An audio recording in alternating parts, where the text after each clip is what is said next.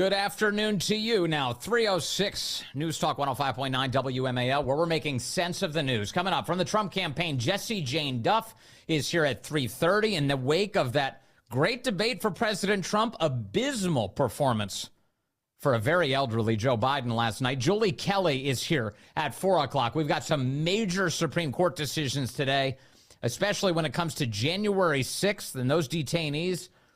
Some good news for them today. Mike Howell will be with us at 4:30.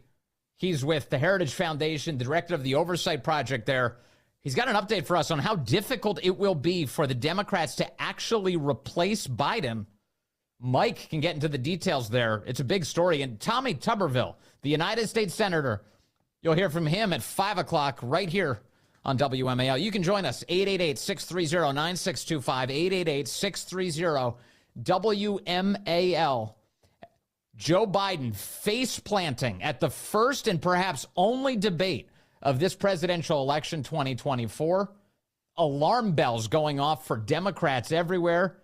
And now a big battle playing out, not just behind closed doors, but in public, as Democrats debate what to do. A funeral on all of the available left-wing corporate media networks, the very networks last week who were insisting to us that Joe Biden is the sharpest human being who's ever lived. They've been promising us that he's got it all together. In fact, any video that suggests otherwise, well, that's just a cheap fake. Remember the cheap fake claims that we were served? And this was just a week ago. There's a narrative that Joe Biden is an old man, of course, and I'm not disputing that he's not 81 years old. But we are going to separate the fact from the fiction, because there are a lot of videos going around about President Biden on social media. These videos, I mean, they're blatant lies. They are lying to their audience, making up and distorting things about the current president, trying to get people to believe visuals that aren't real. The videos are oftentimes made up. Deceptively edited videos known as cheap fakes. A cheap fake, at least that's what the White House calls this viral video of President Biden. Yeah, and there was tons of those, the media doing all of that. Not so after that debate last night. Here's Chuck Todd, for instance, on NBC. You know, one of the things was, would either candidate look like the caricature that the other campaign has been trying to paint of him? And at the end of the day, Joe Biden looks like the caricature that conservative media has been painting. And there were no clips tonight, right? This was, you saw it before your eyes. Look, I don't want to just tell you what I think here, Tom. I've been talking to a lot of leaders in the Democratic Party, electeds, coalition leaders. There's a full-on panic about this performance. Yeah, there's a backhanded compliment from Chuck Todd to the conservative media who have been getting this right all along. As Chuck Todd says, well, yeah, they got it right. By accident, he implies. That is the case. Biden stepping up on that stage, and right away, even in his first answer last night, you could tell that a week at Camp David led to this attempt to get all of the information out of his head, out of his mouth, and into the public. And it sounded like this. We got to take a look at what I was left when I became president, what Mr. Trump left me. We had an economy that was in free fall.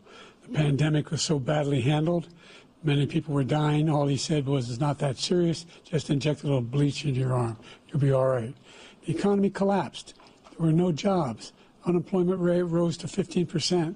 It was terrible. And so what we had to do is try to put things back together again. Endless lies. That's exactly what we began to do. We created 15,000 new jobs. 15,000. We brought out the position where we have 800,000 new manufacturing jobs. But there's more to be done. There's more to be done. Working class people are still in trouble. I come from Scranton, Pennsylvania. I come of a household where the kitchen table, if the things weren't able to be met during the month, it was a problem. Price of eggs, the price of gas, the price of housing, the price of a whole range of things. That's why I'm working so hard to make sure I deal with those problems, that we're going to make sure that we reduce the price of housing. We're going to make sure we build 2 million new units. We're going to make sure we cap rents so corporate greed can't take over. The combination, what I was left with. Word vomit. Just, everything that he had been, drilled on over the course of that week. How many advisors did they say he had? 16 different advisors who were trying to drill him while he was at Camp David to get him ready for this moment. And I got to say, insofar as you can put lipstick on that pig, that is a terrible preparation. That was just terrible preparation what the Biden people did. for any number of reasons. One, like drilling this guy, like trying to fill his head with things to repeat without a teleprompter, without notes in front of him. Utter disaster. We saw it play out on national TV.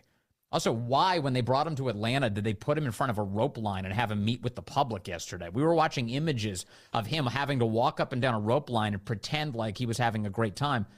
That's stupid for a guy at his age and his limited ability. You don't want to waste any calories on something like that. You just put him out there on the debate stage.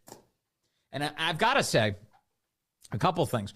One, I was hoping he would have a passable debate last night. And I said that, I think a week ago. I was hoping that he would have a debate wherein he survives enough that MSNBC and CNN say, oh, he did great. That was fantastic. Look at him. He all right. Because, look, you and I, we want this guy on the ballot. We don't want the switcheroo. Joe Biden is a disaster. He deserves to be judged as such, and the voters should have the option between Biden and Trump come November. So I wanted him to have a passable debate last night. He couldn't even reach that bar. The other thing is, at the beginning of this week, I mentioned right as we were coming on the air Monday, I was really thrilled with the way the Trump campaign was handling CNN. They went full tilt against Jake Tapper and Dana Bash all week long, bashing these guys over the head, saying, look what kind of partisans these guys are. Their whole careers, every moment that Trump has been a politician and subsequently a president, and then after his presidency, they have never once been in a situation where they've treated him fairly. They've run with deep state nonsense. They've carried conspiracy theories. They never apologize for that. And so all week long, the drumbeat out of the Trump campaign, out of those of us who've paid attention, is that these people are going to be unfair. But what did I say Monday? I said Monday there were two possibilities for these moderators. One, they would live up to the expectations that the conservative media had laid out, that the Trump campaign had laid out, and be nothing but left-wing hacks the whole time, attacking Trump, doing a 3-on-1 attack on him. But the second option was the one that we saw last night. The second option was that they would hear that criticism and try and make it so that the right was wrong. No, we're not like that. That's not us. We're not like that. We'll be good. We promise. You're getting us all wrong. And sure enough, those are the two people who showed up last night. Did you know that in the entire debate, both Joe Biden and Donald Trump, the name Jake Tapper, Jake specifically, Jake only came up twice in the whole debate. They only addressed him by name twice. Dana was never addressed by name once by either candidate. In other words, the moderators themselves did not get involved in debating the candidates. Were there questions that were loaded? Were there questions that were built for a Democrat audience? Definitely. No question there. These guys do not get 100% marks from me. But the reality is they were church mice compared to so many past moderators of presidential debates who constantly stick their fat faces in the middle of the whole thing and pretend like they're the candidate and are using that moment to create glory for themselves. That wasn't the case last night. And it worked out great for President Trump and worked out so poorly for President Biden because the more time he had on microphone, the worse it was for him and his odds of winning. There were stumbles early. Biden stumbled into, I don't even really know what he was saying here. I don't think anybody knew what he was saying here, to borrow from President Trump's remarks later in the debate. But here's Biden saying we beat Medicare, whatever that means. Making sure that we're able to make every single solitary person eligible for what I've been able to do with the with the COVID, with dealing with everything we have to do with, look, if we finally beat Medicare. Thank you, President Biden. President Trump? Well, he's right. He did beat Medicare. He beat it to death, and he's destroying Medicare. Yeah, so President Trump getting an easy layup as a result of Biden's brain freezing up and then saying, we beat Medicare. And then, as is his tradition, when the moderator says, okay, that's enough, Biden just clams up. He did that before. Remember, during the Democrat primaries, too. The moderator would step up, you're out of time, and he would stop mid-sentence very obediently. Okay. Well, it didn't work out very well. There were a lot of weird moments. He barely used a lot of his time last night. The moderators had to keep on reminding Biden he had another 80 seconds left. You know, you have a lot more time left if you'd like to keep speaking. That was bizarre. It was totally bizarre. Joe Biden also whiffed hard on the issue of abortion. Now, this is the issue that Democrats were salivating over. They thought this is the one area where he might be able to get an advantage over Trump, that they thought abortion is their strong suit. There's all this human sacrifice. That's what they believe in. This is what they can talk about. This is the thing that can get their base all whipped up. Biden whiffed it instantly. By talking about the murders and the rapes at the hands of illegal aliens in the country. His brain got hung up on something Trump had said, and he instantly handed Trump yet another talking point victory. Look, there's so many young women who have been, including a young woman who just was murdered, and he went to the funeral. Yeah, by an illegal alien, instantly bringing that up. The idea that she was murdered by an immigrant coming in. They talk about that, but here's the deal: there's a lot of young women who are being raped by their in-laws, by their spouses, brothers and sisters, it's just ridiculous, and they can do nothing about it. And they try to arrest them when they cross state lines. Thank you. Nothing about that made sense. Now, presumably, because the question's topic was abortion, Biden was trying to make a claim that people are being raped and women are being raped and then can't get abortions. But he said they're being raped by their in-laws. Like, what is it? By their in-laws and by their sisters? By their sisters. It's a question about abortion. So I don't want to get too deep into biology here, but that doesn't make any sense. That doesn't make any sense whatsoever. And in reality, almost nothing Biden said last night made sense. Biden, at one point in this abortion phase, claimed that the vast majority of constitutional scholars thought Roe v. Wade was fantastic. The fact is that the vast majority of constitutional scholars supported Roe when it was decided. Supported Roe. And that's this idea that they were all against it is just ridiculous. And this is the guy who says the state should be able to have it. We're in a state where in 6 weeks, you don't even know whether you're pregnant or not, but you cannot see a doctor and have him decide on what your circumstances are, whether you need help. The idea that states are able to do this is a little like saying we're going to turn civil rights back to the states. Let each state have a different rule. Okay, but Biden, again, nonsensical there and also lying. I mean, if you go back in time to Joe Biden as a United States Senator, here's what he admitted decades ago. This is by way of Mays Moore on Twitter. There is an overwhelming universal criticism by proponents of pro-choice and opponents of pro-choice that Roe v. Wade was not a very well-reasoned decision. Most constitutional scholars do not offer that as an example of, whether they're for or against abortion, a decision that is well-written and well-reasoned. Not the conclusions, but it's not offered as a way to write a decision. Yeah, and Ruth Bader Ginsburg shared that view, that Roe v. Wade was horrific legal reasoning. Now, there were also, of course, many conversations on the border, and that is thanks to President Trump. President Trump kept on bringing up the chaos at the border and all of the ensuing chaos that's happened in the country in every other way as a result of it. It was very smart. It was a very intentional strategy on his part. Perhaps he got good advice. Perhaps he thought it up himself. Either way, he was exercising it on stage, constantly bringing up the border. And during one of these border exchanges, Biden started being nonsensical and, basically concluded a sentence in a way that nobody could understand it, and President Trump called it out. On the total initiative relative to what we're going to do with more Border Patrol and more asylum officers. President Trump? I really don't know what he said at the end of that sentence. I don't think he knows what he said either. Look, we had the safest border in the history of our country. The border, all he had to do was leave it. All he had to do was leave it. Yeah, and Joe Biden, during so much of this, just staring blankly into the distance, not really seeming to even recognize the moments that Trump is getting the better of him. And as Jon Stewart apparently said, he did say last night in his assessment, he said, Joe Biden has resting 25th Amendment face, meaning this guy's got to go, is one of many Democrats who said that last night. More on this, a lot more on this coming up as there are calls for him to step down, yet Biden indicating today he's not going anywhere, which is creating some wonderful drama on the left. First, panic setting in instantly last night as Joe Biden began speaking among Democrats. Here's CNN's MJ Lee describing one lawmaker wanted to kill himself. He said that when that happened, the entire room was just completely silent and in shock, and that this member's own reaction was that he wanted to jump off of a bridge. He wanted to jump off a bridge. Van Jones was Well, basically having a therapy session last night on CNN. That was painful.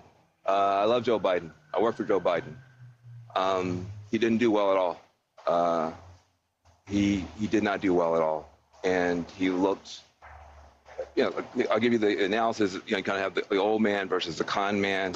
I can walk you through how I'm supposed to see it and say it, but I just want to speak from my heart. Normally I lie to you. I love that guy. Yeah. That's a good man. He loves his country. He's doing the best that he can. But he had a test to meet tonight to restore confidence of the country and of the base, and he failed to do that. It sounds like he's putting down his favorite dog. Meanwhile, MSNBC's Joy Reid was relaying all of the Democrat text messages and calls she was receiving throughout the debate. I, too, was on the phone throughout much of the debate with Obama world people, with Democrats, with people who are political operatives, with campaign operatives. My phone really never stopped buzzing throughout. And the universal reaction was somewhere approaching panic. The people who were texting with me were very concerned about President Biden seeming extremely feeble, seeming extremely weak. And I'll just reiterate what I said earlier. President Biden had one job tonight, and it was one primary job. And yes, it was to litigate Donald Trump's, criminality and all of those things. But he had to settle his own party. He needed to settle Democrats. Democrats, they always talk about Democrats are bedwetters and Democrats are always panicking. Yes, Democrats are always panicking. They're always scared, right? They're always thinking they're going to lose. Like, Democrats are very pessimistic. This is just neurotic. Who they are. They're neurotic. But Joe Biden's job was to reassure them tonight. His job was to calm his party, to make them feel that, yes, I can do this. I have 4 more years in me. I have the ability and the stamina and the strength to do 4 more years. He did not do that. He did not. Meanwhile, President Trump's job was to convince voters that he's the far better choice.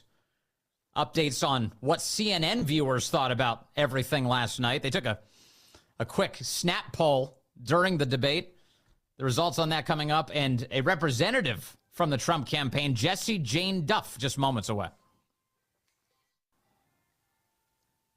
Hey, good afternoon to you. It is now 3:35. News Talk 105.9 WMAL, where we're making sense of the news. Coming up, 4 o'clock, Julie Kelly is with us. Some big Supreme Court decisions today, in particular about January 6th. Julie chats with us then. Mike Howell at 4:30.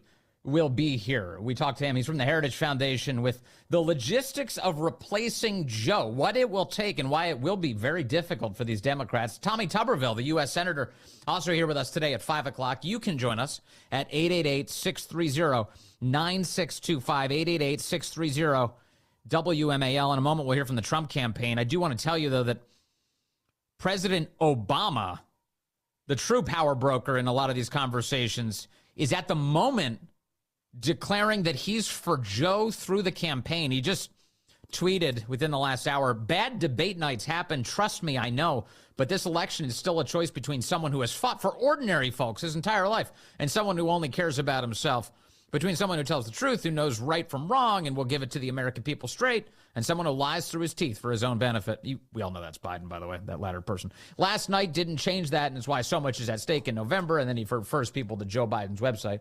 Rich donors are abandoning Joe. They're hoping to fleece the grassroots here. But Barack Obama sending a signal, putting up the bat signal, so to speak, to the left, letting them know that he's with Joe for now. Karinge was just asked as well about Joe Biden's awful debate performance. She said he had a cold. Can you tell us more about his cold? When did he contract it? What did it affect his performance last night? For COVID. So, okay, step back for a second.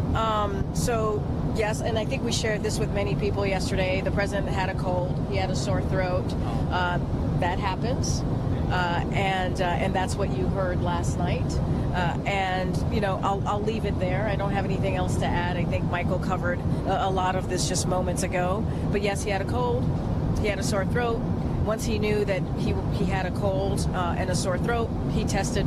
He certainly tested for COVID. It was negative, and then we moved on from there. Why did the White House wait until the middle of the debate to release that information? Look, I'll tell you this. Look, he had a strong debate prep week, and he got a cold, which happens. It happens. It's not unusual. Yeah. It's not something, I mean, you don't share every time, the president has a cold. It happened. Yeah, everybody who isolates for a week in Camp David ends up with a cold and then goes and does the debate with it. Joining us now is Jessie Jane Duff, the great Jessie Jane Duff, 2024 campaign executive director for Veterans for Trump and a retired gunnery sergeant in the United States Marine Corps. Hello, Jessie Jane. Great to have you with us. Oh, Vince, I am so honored to be on your show. You know how much I listen to you when I'm in Washington, D.C. Now I can listen to myself. This is amazing. And you know what I love? Jessie Jane Duff has such a long history with us here at WMAL, from guest hosting and just being on the air so regularly. We've had a long relationship with you. We value that. So thank you, Jessie Jane. Always nice to talk to you. Thank you. So this debate last night and the ensuing drama around whether or not Joe is going to get the hook and be yanked out of the race. What do you make of it? Well, I think it's a lot to do of nothing because they are locked in. And you're going to get a lot of analysis from the Heritage Foundation, so I really don't want to steal their thunder. They've really looked at this. And there's, 2 or 3 states that he cannot be removed from the ballot unless it's, amendment, the 25th Amendment, or basically he resigns. I mean, that's just pretty much it. There aren't a lot of options for them. And I dare to say that every Democrat out there is lying. They knew this, and if they try to do the bait and switch, what's going to happen is the American people are going to know they're all liars, because it doesn't matter who you put on that ticket. You're still getting Joe Biden policies. Not one of them spoke out against illegal immigration. Not one of them has spoken out about the billions of dollars sent to Iran. Very few of them have spoken out. There are some that have about what has happened in Israel, and we've got the Palestinian Hamas Democrats now that are plugging away on making, ensuring that we call it genocide and don't support Israel. How many Democrats are doing that? And Joe Biden's being basically on the fence on which side he wants to be on with every single argument. So who's going to replace him? I dare to say you got the same policies. Gavin Newsom, who has the homeless venture going on out here in California, where I happen to be right now, what are you going to replace him with? It can't be cackling Kamala. There was somebody who was in the airport who heard someone else say, oh, Whitmer, that's who I've heard. Governor Whitmer, who shut down her entire state. You got the same person, just a different mask upon their face, because we're all lying. If we think that Joe Biden's running this country, we could see that last night, that he clearly is not. 67% of CNN's panelists last night in their flash poll said that Donald Trump won that debate. Just 33%, of course, diehards for the left, said Joe Biden won it last night. As you saw that, were you surprised by just how weak Biden was in that performance? I actually was, because I expected him to be more like he was in the State of the Union, but again, he did have a teleprompter and he was more amped up for that. So he was able to just focus on himself and there was no distractions. But I somewhat thought he would have started off well and then dwindled off. That's what I was expecting. Instead, he started off poorly and then puttered along a little bit fairly and then ended poorly. But the greatest moment for me personally was watching the only time he ruffled Donald Trump's feathers was when he said he had a 6 handicap on the golf course.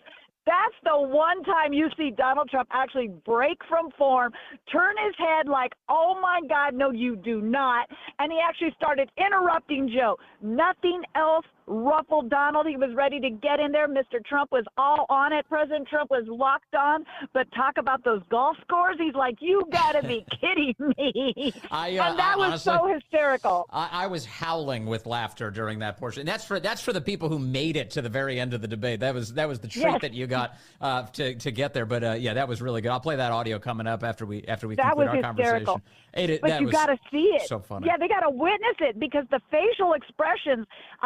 I was actually surprised with CNN that they did the double screen. They could have saved Joe Biden a lot of embarrassment without the double screen. He's standing there with his mouth open. He's staring at Donald Trump, which rule number one, you and I have done politics a long time. You don't look at your opponent unless you're trying to make a significant point. And he's standing there staring at Donald Trump, which made him look ridiculous. Then after the debate, to hear Jill Biden, Joe, you did so good. It was like she was talking to a 10-year-old grandchild. It was so bad. Yeah, let's talk about that. So first of all, here's the audio you're talking about. This is Jill Biden last night talking to a child who just ate his vegetables. Joe, you did such a great job. You answered every question. You knew all the... Yeah, and then right after the debate, CNN kept a live camera on the stage. President Trump walks off stage left, heads for the exits, waves goodbye, goes out the door. And then Joe Biden tries to make his way down to the moderators, and I have never seen him move as gingerly as he did last night. He was barely able to make his way down that. I think it was a single stair, and it just really was kind of the bookend to an awful night for Joe. It absolutely was. But, you know, you compare it to Joe Biden congratulating a kid eating his vegetables. I compare it to a mother saying, you got your poopy in the toilet. We're so happy. That's what it sounded like to me. Like he's finally got his poopy in the toilet. You did such a good job. Such a good, because every mother's so relieved when they finally get their kid out of diapers, right? So this is like her joy. I don't have to change diapers anymore. It was the diaper moment. I'm sorry. But I watched this closely. And if you watch Donald Trump's facial expressions, he was so good. He understands media very well. So when Joe Biden was rambling and he starts getting off course, first he's looking straight ahead, then he tilts his head, you know, like when your dog doesn't believe you and he tilts his head and then looks at Joe Biden like, what are you saying? And he looks back to the front again. Then he goes back and looks again at him, and he knew exactly what he was doing because he understands how the media picks it up. He was basically doing his rebuttals through his facial expressions, like this doesn't make sense, or you don't know what you're talking about. The people that are in that under 40%, 30-some-odd% that you mentioned, the reason they believe he won is because they believe that Donald Trump is lying. They actually believe everything about the suckers and losers, which we know for a fact never happened. 19 witnesses that refuted that. And he even looked at Joe Biden and he said, well, that was your general. And he says, yes, and I fired him and you fired nobody for Afghanistan. Boom, boom. That was a great moment. Many generals should have been fired under Joe Biden. That was a great moment, and as a sign, you know, President Trump was emphasizing that you don't do accountability. You just let failure continue. And it's been really bad for our country. It was excellent. You know, one of the other things, Biden lied actually a lot last night. And in one of the lies he told was the Charlottesville hoax. He repeated it it's like unbelievable. This thing's been debunked for I don't know how many years now. And Joe Biden just keeps repeating it. Either he doesn't know it's been debunked or he just feels comfortable lying, as he so often has throughout his career. You know, one of the amazing things about that, Jessie Jane Duff, is we know that Jake Tapper knows it's a lie. Tapper has actually fact-checked it on air in the past and said, yeah, no, Trump didn't praise neo-Nazis. In fact, he condemned them totally. I was interested that both Biden was lying and that none of the moderators jumped in to say so. Well, what I can appreciate with Jake Tapper and Dana Bash, they didn't fact check either of them. They let each one of them talk and hang themselves with their own rope or succeed by their own merit. Yes. I noticed that I was shocked. We're so good at moderating just straightforward questions. And the left was furious because they kept saying that. I saw on Twitter, sometimes I look at the left, and they're saying, Donald Trump kept lying and he was never checked. Well, neither was Joe Biden, people. Basically, they let them say, and it was up to the American people to make their decision. Yeah. The only reason I think that this happened so fairly, one of two reasons. Carolyn Levitt called them out right there on CNN, and they had no choice but to do it right. Number two, Jake is actually a good journalist. He used to go after Barack Obama. He used to have accountability. So they see the pressures that are out there, that if you sit there and you try to set this up for Joe Biden, your legacy, your career till the end of time is going to be impacted by this. And he knows that, what is the award they got for the Russia collusion story? Yeah. They got that. He knows he didn't deserve that award. So they had to bring their credibility back, and they did straightforward moderating. We didn't have stupid questions like, well, if you were a tree, what kind of bush would you be? If you were a superhero, what would you be? Yes. We didn't get those goofy, We didn't get the questions. There's sometimes they ask her, like, what's your favorite thing about the other guy? I'm like, no, please don't do that. That's like, or what's your ice cream flavor? No, they actually did. They asked them, well, because these are two men that are both both presidents, I should say. They can stick with the same topics. How will you handle national security? Now, how will you handle it? And they both have a record. So they were very balanced. I was shocked, and I was also very, very pleased. And it worked into President Trump's favor because those mics getting cut didn't allow Joe Biden to ramble either. It made them both stay tailored, and President Trump worked it to his magic. He did not sit there and go on and on about J6. He pivoted off and talked about what he wanted to talk about. He won on abortion. He won on J6. He won on the criminal element that Joe Biden was trying to say that he was a convicted felon. He said, and so is your son. Like, he could not win on anything because he has no record. And he even called out Joe Biden for acting childish because he was doing the name calling thing. Yes. Well, you're such a liar, and you're just a mean guy. And he's like, grow up. You're on a presidential debate here. It's true. It's true. President Trump came across as the adult last night. And once again, Absolutely. and Trump and Jill Biden had to treat Joe like the kid he was last night. It was amazing. In the meantime, Jessie Jane Duff, I got to let you go, but I'm so grateful for your time as always. And please keep up the good work. At any time, Vince. Thank you for inviting me. Have a great day, Motivator. Nice to chat with you, Motivator. Good to talk to you. All right. Let me, I know I've got so much audio, but I also have so many calls coming in. So let us begin to take those. Let's see here. I've got Phil in Fredericksburg, who is very concerned about what Trump would show up last night. He's on line 5. Phil, good afternoon, sir. You're first up. I am so happy with what happened last night. President Trump knocked a home run of home runs of home runs. It was awesome. But now what we need to do is we need to make sure that President Trump is protected, because for 3 years they've let people unhindered across our border. True. And Hamas has been mobilizing people, young people on our college campuses who really are hard to see by security because they're Americans. Yeah. And so we need to protect our president. We need to get him in the White House. And there's a big rally going on in Chesapeake right now. Yes. Youngkin and Trump, and it's in a wide open field. I really hope they lock it down and protect him. We need to protect Trump. And Youngkin. Yeah, for sure. I think, and I'm praying the Secret Service is all over that. There are good guys, I understand, protecting Trump and working very hard to do that each and every day. May that continue. You're totally right about that. Phil, thank you very much. That's Phil in Fredericksburg. Let me get Kevin in Manassas in here, line 3. Kevin, good afternoon, sir. You're on the Vince Coglianese Show. Good afternoon, Vince. I told you yesterday my spidey senses were tingling, and I think that what's going to happen here is this. They're going to force Joe out. It's obvious that he can't do it. And what they're going to do, I predict this. This is my next prediction. You're going to start seeing leaks about all the Biden corruption coming out of the Democrat media now as a way to say, hey, Joe, if you don't get out, we're going to let all this information we've been covering up about all your corruption out. And let me say this, for as savagely as the media attacked Melania Trump, who is an elegant, beautiful, accomplished woman, this low-rent, white trash Jill Biden, you need to help your husband.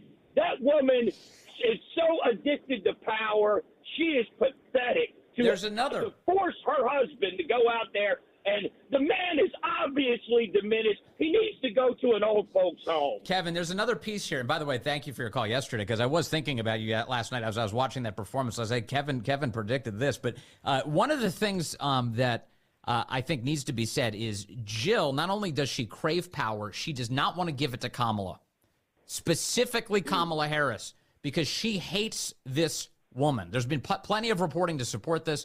She still harbors massive resentment for Kamala Harris from when she stood on that debate stage with Joe Biden and implied that he is a racist. That was her attack on him during that primary phase. Jill has never gotten over that, and ever since has hated this woman and does not want her to become the heir. So that she's willing to not only fight to keep the power by way of Joe, but she desperately wants to keep the presidency away from Kamala. It's creating all sorts of bizarro dynamics right now. And at the moment, Obama has at least tried to calm the left and said, hey, Joe is staying. I'm with Joe. But as you know, with both Joe and Biden, with Obama and Biden, the words they say in public don't ultimately mean much at all. All right, hold on.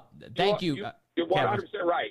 I appreciate that call. All right, more ahead. More of your calls, more audio. Boy, I've got even Kamala Harris smells the blood in the water. It was a slow start. That's obvious to everyone. I'm not going to debate that point. I'm talking about the choice in November. That was a slow start. Guy could barely get off the ground. I'm not going to debate that point. That was Kamala Harris on CNN last night. They were teasing it. They had a little graphic up on screen. Coming up, Vice President Kamala Harris. This was after the debate. I said, no way. No way is that actually going to continue. Sure enough, she appeared and she attacked. Yeah, Biden was slow. Oh, boy. All right. Hey, coming up, more of your calls, and so many great ones coming in. We're going to try and get to as many as we can. We've got audio for you, including that bizarro moment where Joe Biden starts bragging about a fictional golf handicap. There's no way he's got this handicap. He's like Kim Jong-il, 18 holes in one. And then Julie Kelly, very importantly, is going to join us in moments to talk about some very big Supreme Court decisions today, wresting more power away from the government and sparing some January 6 detainees from more tyranny. That's ahead.